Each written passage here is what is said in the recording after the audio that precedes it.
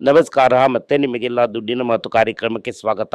ಇವತ್ತು ಗೋಲ್ಡು ಸ್ವಲ್ಪ ಇಳಿದಿದೆ. 14,616 ಅಲ್ಲಿ ಇದೆ. 22 ಕ್ಯಾರೆಟ್ ಗೋಲ್ಡು ಇಯರ್ಲಿ ₹400 ಹತ್ತತ್ರ ಇಳಿದಿದೆ. ಇದು 50, 100 ಅಂತ ಹಿಂಗೆ ಹೋಗ್ತಾ ಇರುತ್ತೆ, ಮೇಲೂ ಕೆಳಗೂ ಹೋಗ್ತಾ ಇರುತ್ತೆ.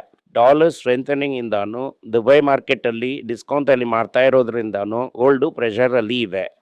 ಗೋಲ್ಡ್ ಮಾತ್ರ ಪ್ರೆಷರ್ ಅಲ್ಲಿ ಇಲ್ಲ, ಆಯಿಲ್ ನ ಬಿಟ್ರೆ ಎಲ್ಲಾ ಕಮಾಡಿಟಿನೂ ಪ್ರೆಷರ್ ಅಲ್ಲೇ ಇದೆ. ಆಯಿಲ್ $100 ಮೇಲೆ ಟ್ರೇಡ್ ಆಗ್ತಾ ಇದೆ. ಇಂಡಿಯಾದಲ್ಲಿ ಡೊಮೆಸ್ಟಿಕ್ LPG ಸಿಲಿಂಡರ್ ಅಲ್ಲಿ ಸ್ವಲ್ಪ ಪ್ರೆಷರ್ ಕಡಿಮೆ ಆಗಿದೆ. ಕಮರ್ಷಿಯಲ್ ಅಲ್ಲಿ ಪ್ರೆಷರ್ ಹಾಗೇ ಇದೆ. ಸ್ಟಾಕ್ ಮಾರ್ಕೆಟ್ ಮೇಲೂ ಕೆಳಗೂ ಹೋಯ್ತು. ನಿನ್ನೆ ಕೊನೆಯಲ್ಲಿ ಬರೀ ಇಂಡೆಕ್ಸ್ ನ ಏರಿಸ್ಬಿಟ್ಟು ಸ್ಟಾಕ್ ನ ಬಿಟ್ಬಿಟ್ರು. ಕಾಲ್ ಭಾಗ ಸ್ಟಾಕ್ಸ್ ಡೌನ್ ಅಲ್ಲೇ ಇತ್ತು. ಎಲ್ಲ ಇಂಡೆಕ್ಸ್ ನ ಮಾತ್ರ ಏರಿಸಿದ್ರು. ಇವತ್ತು ಬೆಳಗ್ಗೆ ಆಲ್ಮೋಸ್ಟ್ 50 ಪಾಯಿಂಟ್ ವರೆಗೂ ನೆಗೆಟಿವ್ ಅಲ್ಲಿ ಇತ್ತು ಇಂಡೆಕ್ಸ್. ಈಗ 160 ಪಾಯಿಂಟ್ ಪ್ಲಸ್ ಅಲ್ಲಿದೆ. ಬ್ಯಾಂಕ್ ನಿಫ್ಟಿನ ಇಟ್ಟು ಏರಿಸಿದ್ದಾರೆ. Wipro 3%, Infosys 2.4%, federal bank 1.7%, TCS 1.5%, tech Mahindra 1.5%, IndusInd bank 1.3%, Kalyan jewellers 1% ಇಳಿದಿತ್ತು. ಗಂಗಮೇಲು 1.1, ಮಹೀಂದ್ರ ಅಂಡ್ ಮಹೀಂದ್ರ 1% ಏರಿದೆ. ಇವತ್ತು ಕೆಲವು ಪರ್ಟಿಕ್ಯುಲರ್ ಸ್ಟಾಕ್ಸ್ ನ ಇಟ್ಕೊಂಡು ಮಾರ್ಕೆಟ್ ನ ಏರಿಸ್ತಾ ಇದ್ದಾರೆ. ಡೆಫಿನೆಟ್ ಆಗಿ ಯುದ್ಧ ಕಂಟಿನ್ಯೂ ಆಗ್ತಾ ಇದೆ. 3 ಇಂಪಾರ್ಟೆಂಟ್ ಪ್ಲೇಯರ್ಸ್ ಇದ್ದಾರೆ ಈ ಯುದ್ಧದಲ್ಲಿ. 3 ಜನಕ್ಕೂ ಒಂದೇ ಕಾಮನ್ ಗೋಲ್ ಅನ್ನೋದು ಇಲ್ಲ. ಇರಾನ್ಗೆ ಗೊತ್ತು ಅಮೆರಿಕಾದಿಂದ ಏನು ಕಿತ್ತಕ್ಕಕ್ ಆಗಲ್ಲ ಅಂತ. ವೇವಲ್ಲೇ ಒಂದು ದೊಡ್ಡ ಜಯ ಅಂತ ತಿಳ್ಕೊಂಡು ಅರೇಬಿಯಾ ಫುಲ್ ಆಗಿ ಈ ಮಿಸೈಲ್ ನ ಹಾಕ್ತಾನೆ ಇರ್ತಾರೆ. ಸ್ಟ್ರೈಟ್ ಆಫ್ ನ ಕ್ಲೋಸ್ ಮಾಡಿ ಇಡ್ತಾರೆ. ಅಮೆರಿಕಾಗೆ ಯಾವ ಜಂಪ್ ಮಾಡೋಣ ಅನ್ನೋ ತರ ಇದೆ. ಅದಕ್ಕೆ ಇನ್ನು ಕ್ರೆಡಿಬಲ್ ಆಗಿ ಏನು ಸಿಗ್ತಾ ಇಲ್ಲ. ಈ ಎರಡೇ ಹಾಕ್ಬಿಟ್ಟು ಹೋಗೋಣ ಅಂತ ನೋಡಿದ್ರೆ ಅವನ್ನ ಈ ರಷ್ಯಾಗೆ ಕರ್ಕೊಂಡು ಹೋಗಿರೋದಾಗಿ ಮಾತಾಡ್ಕೋತಾ ಇದ್ದಾರೆ. ಅದರಿಂದ ಕ್ಲಿಯರ್ ಆಗಿ ಏನು ಎಲ್ಲಿದೆ ಇರಾನ್ ಅಲ್ಲಿ ಅಂತ ಅನ್ನೋದು ಗೊತ್ತಿಲ್ಲ. ಇರಾನ್ ಫುಲ್ ಆಗಿ ಇಂಟರ್ನೆಟ್ ನ ಕಟ್ ಮಾಡಿ ಇಟ್ಟಿದ್ದಾರೆ. ರೇಟ್ ಆಫ್ ಹೋಮಸ್ ತೆಗ್ದಿಲ್ಲ ಅಂತಂದ್ರೆ ಆಯಿಲ್ 105, 110 ಇರುತ್ತೆ. ಅದರಲ್ಲಿ ಸೆಕೆಂಡ್ ಆರ್ಡರ್ ಎಫೆಕ್ಟ್ ತುಂಬಾ ಜಾಸ್ತಿ ಆಗಿರುತ್ತೆ. ಈಗ ಕ್ರೆಡಿಟ್ ಫಿಯರ್ನೆಲ್ಲ ಕ್ರೆಡಿಟ್ ಅಲ್ಲಿ ಕೊಡ್ತಾ ಇದ್ರು. ಈಗ ಕಂಪನಿಗಳಿಗೆಲ್ಲ ಒಂದೇ ಲಾಸು. ಗವರ್ಮೆಂಟ್ ಕೊಡಲ್ಲ ಅಂತ ಇದೆ. ಟ್ಯಾಕ್ಸ್ ನ ರಕ್ತ ತರ ಹೀರ್ಬಿಟ್ಟು ಲಾಸ್ ನ ಈ ಆಯಿಲ್ ಕಂಪನೀಸ್ ನ ಬ್ಯಾರ್ ಮಾಡೋದಕ್ಕೆ ಹೇಳ್ತಾ ಇದ್ದಾರೆ. ಇವರು ಇಂಟರ್ನಲ್ ಏನ್ ಮಾಡ್ಬಿಟ್ಟು ಅಂತಂದ್ರೆ ಡೀಲರ್ಗೆ ರೇಟ್ ನ ಕಟ್ ಮಾಡ್ಬಿಟ್ಟಿದ್ದಾರೆ.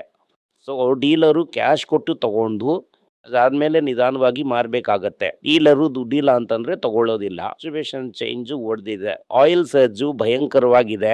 ಅದರಿಂದ ಬೆಲೆಯನ್ನ ಏರಿಸ್ತಾರೇನೋ ಅನ್ನುವಂತ ಪ್ರಾಬ್ಲಮ್ ಕೂಡ ಇದೆ. ಇದೇ ಸಮಯದಲ್ಲಿ RBI ಕೂಡ ಫೋರ್ಸ್ ಮಾಡಿ ಇಂಟ್ರೆಸ್ಟ್ ರೇಟ್ ಏರಿಸ್ತಾರೆ ಅಂತ ಇದೆ.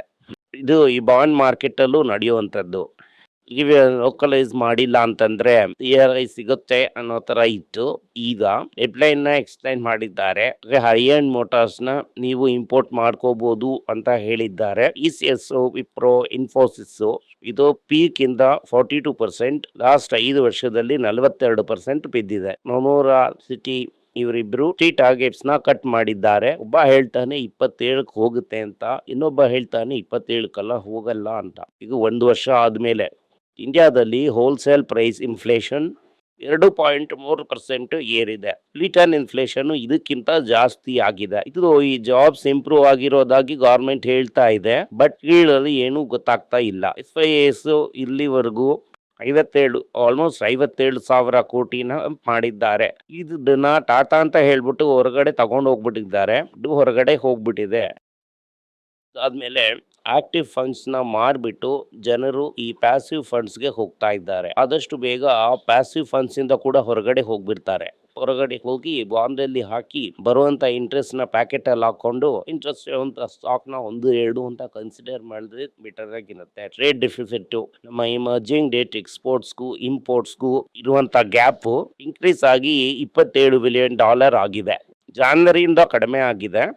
ಇಯರ್ ಆನ್ ಇಯರ್ ಏರಿದೆ. ಇದು ಯುದ್ಧಕ್ಕೆ ಮುಂಚೆ.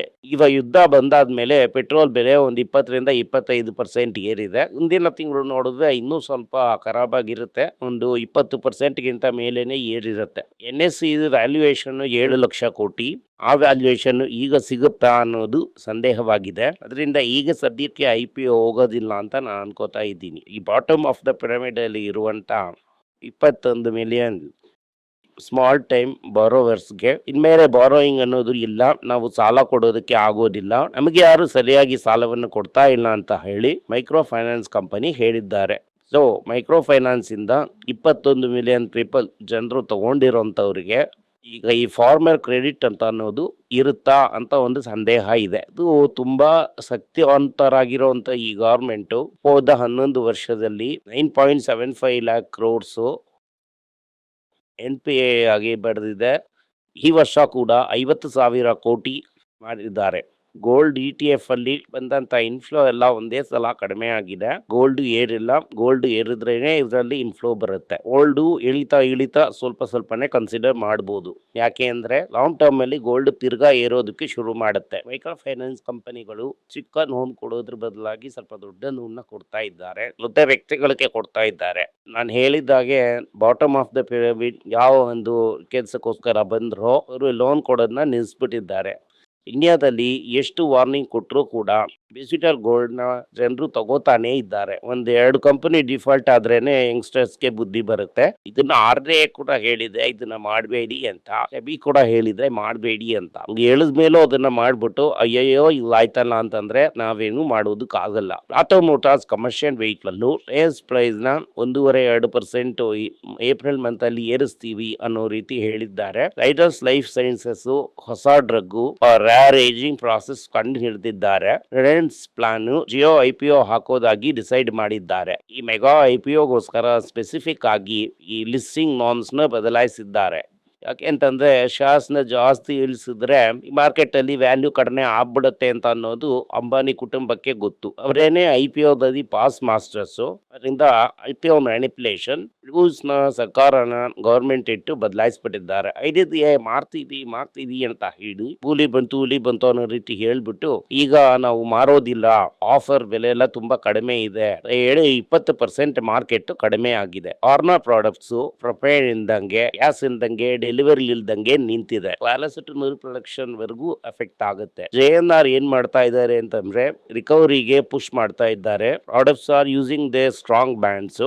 ಇಲ್ಲಿ ಈ ಕಂಪನಿಗೆ ಚೇರ್ಮನ್ ಆಗಿದ್ದಂತ PB ಬಾಲಾಜಿ ಅಲ್ಲಿ CEO ಆಗಿ ಹೋಗಿ ಇದ್ದಾರೆ. ಅವರು ಜನಗಳನ್ನ ಪುಷ್ ಮಾಡ್ತಾ ಇದ್ದಾರೆ. ರಿಸಲ್ಟ್ ಚೆನ್ನಾಗಿರುತ್ತೆ, ಟರ್ನ್ ಅರೌಂಡ್ ಆಗ್ಬಿಡುತ್ತೆ ಅಂತ ಅನ್ನಿಸ್ತಾ ಇದೆ. ಓಲಾ ಎಲೆಕ್ಟ್ರಿಕ್ ಏನ್ ಹೇಳ್ತಾ ಇದ್ದಾರೆ ಅಂತಂದ್ರೆ ನಾವು ಗಿಗಾ ಫ್ಯಾಕ್ಟ್ರಿನ ಮಾಡ್ತೀವಿ, ಬ್ಯಾಟ್ರಿ ಮಾಡ್ತೀವಿ, ಊಟ ಮಾಡೋದನ್ನ ಕಡಿಮೆ ಮಾಡ್ತೀವಿ, ಅದಕ್ಕೆ ನಮಗೆ 2,000 ಕೋಟಿ ಬೇಕು. ಇನ್ವೆಸ್ಟರ್ಸ್ ನೀವೆಲ್ಲ ದುಡ್ಡು ಹಾಕಿ ನನ್ನನ್ನ AC ಲಾಸ್ ಮಾಡ್ಬಿಟ್ವಿ, ಇನ್ನೂ ಒಂದು 2,000 ಕೋಟಿ ಕೊಡಿ, ಆಗ ಅದನ್ನ ಸರಿ ಮಾಡಕ್ ಆಗುತ್ತೆ ಅಂತ ಹೇಳ್ತಾ ಇದ್ದಾರೆ. ಇಂಡಕ್ಷನ್ ಕುಕ್ ಟಾಪ್ ಸ್ಟವ್ ಒಂದು ತಿಂಗಳಿಗೆ 2,000 ಮಾರುವಂತ ಕಡೆ ಈಗ ಒಂದೇ ದಿನದಲ್ಲಿ 2 ಲಕ್ಷ ಪೀಸ್ ನ ಮಾರಿದೆ. ಅದೇ ಟ್ರೆಂಡ್ ಇನ್ನೂ ಕೂಡ ಕಂಟಿನ್ಯೂ ಆಗುತ್ತೆ. ಜನಗಳು ಗ್ಯಾಸ್ ಇದನ್ನ ಪ್ರಿಪೇರ್ ಮಾಡ್ಕೋತಾ ಇದ್ದಾರೆ. ಇವತ್ತು ಇದೇನೇ ಮುಖ್ಯವಾದಂತ ಸುದ್ದಿ. ಪಟಾಕಿ ಲಿಸ್ಟ್ ಚೀಪ್ ಆಗಿರುತ್ತೆ. ತಿರ್ಗಾ ಮಾರ್ಕೆಟ್ ಮಾರಿ ನಾರ್ಮಲ್ ಲೆವೆಲ್ಗೆ ಬಂತು ಅಂತ ಅಂದ್ರೆ ಡೆಫಿನೆಟ್ ಆಗಿ ಕನ್ಸಿಡರ್ ಮಾಡಿ. ಈ ವಿಡಿಯೋನ ನೀವು ನೋಡಿದ್ದಕ್ಕೆ ತುಂಬಾ ಧನ್ಯವಾದಗಳು. ಈ ವಿಡಿಯೋನ ಸಾಧ್ಯ ಆದ್ರೆ ನಿಮ್ಮ ಸಂಬಂಧಿಕರಿಗೂ ಸ್ನೇಹಿತರಿಗೂ ಕಳಿಸಿ ಅವರನ್ನ ನೋಡೋದಕ್ಕೆ ಹೇಳಿ. ನಮ್ಮ ಈ ಮನಿ ಪೇಜ್ ವೆಬ್ಸೈಟ್ ಅಲ್ಲಿ ಕ್ಯೂರೇಟೆಡ್ ಆರ್ಟಿಕಲ್ಸ್ ಇದೆ. ನಾನು ಮಾತಾಡುವಂತ ಸಬ್ಜೆಕ್ಟ್ಸ್ ನ ಡೀಟೇಲ್ಡ್ ಆಗಿ ನೋಟ್ಸ್ ಹಾಕಿ ಕಳಿಸ್ತಾರೆ. ತಮಿಳಲ್ಲೂ ಇಂಗ್ಲಿಷಲ್ಲೂ ಎರಡರಲ್ಲೂ ಹಾಕ್ತಾರೆ. ತಿಂಗಳಿಗೆ ₹100 ಆಗುತ್ತೆ. ಅದಕ್ಕೆ ಸಬ್ಸ್ಕ್ರೈಬ್ ಮಾಡ್ಕೊಳ್ಳಿ. ಧನ್ಯವಾದಗಳು. ನಿಮಗೆ ಏನಾದರೂ ಸಂದೇಹ ಇದ್ದು ನನ್ನನ್ನು ಕಾಂಟ್ಯಾಕ್ಟ್ ಮಾಡಬೇಕು ಅಂತ ಅನ್ಕೊಂಡ್ರಿ ಅಂದ್ರೆ ಸ್ಕ್ರೀನ್ ಮೇಲೆ ಬರ್ತಾ ಇರುವಂತ ಮೇಲ್ ID ಗೆ ಮೆಸೇಜ್ ಮಾಡಿ. ನಮ್ಮ ಟೀಮ್ ನಿಮ್ಮನ್ನ ಕಾಂಟ್ಯಾಕ್ಟ್ ಮಾಡ್ತಾರೆ.